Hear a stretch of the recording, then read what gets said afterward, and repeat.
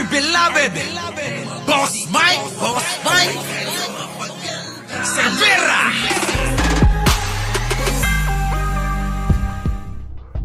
Idiniin ng kampo ng gambling icon na si Charlie Atong ang si Julie Dondon Patidongan alias Totoy bilang utak umano ng arigluhan o bentahan ng kaso kaugnay ng pagkawala ng mahigit 100 sabongeros.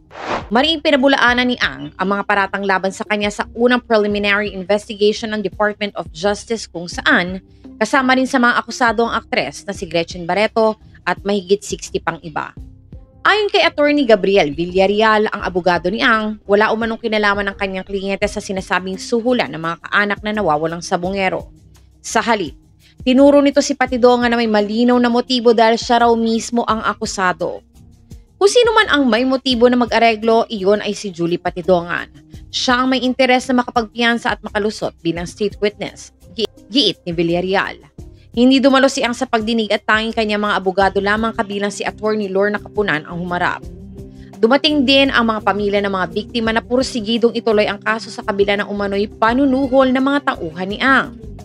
Present din sa PI ang mga akusado, ilang pulis sa pinangungunahan ni dating NCRPO Chief Police Colonel Jonel Estomo at ang whistleblower na si Patidongan kasama ang kapatid nitong si Ella Kim. Nagsumite na ng counter affidavit ang karamihan. Pero ang pinakaabangan dito ay ang pagdating ng tinaguriang reyna ng sabong na si Gretchen Barreto. Halos 30 minutes daw itong nagmatyag sa loob ng sasakyan bago bumaba habang nakibabantay ang kanyang mga bodyguards. Pagpasok sa DOJ, sinalubong ito na matatalim na tingin ng mga kaanak ng mga biktima. Ang ilan pang araw ay sumigaw ng dugo ang kapalit na agad namang pinakalma ng security personnel. Matatanda ang September 9 nang simula ng DOJ ang pagpapadala ng sabina kay Ang, Barreto, Estomo, 18 policemen at higit 60 pang iba para sa kasong multiple murder, kidnapping with serious illegal detention at iba pang reklamo. Itinakda naman ang susunod na preliminary hearing sa September 29, 2025. The accusations against Ms. Barreto stands on nothing. And if you look at the complaint affidavit, it's actually recognized, the accusations against her are actually recognized as allegations, unsubstantiated, unproven.